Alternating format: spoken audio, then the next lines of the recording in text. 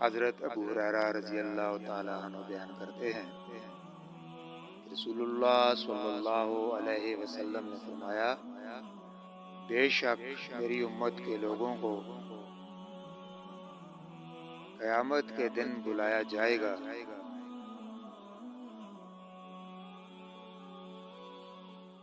تو وضو کے نشانات کی وجہ سے ان کے ہاتھ پاؤں اور پیشانی چمکتی ہوگی۔ بس تم میں سے جو شخص اپنی چمک کو بڑھانا چاہے تو وہ بڑھا لے۔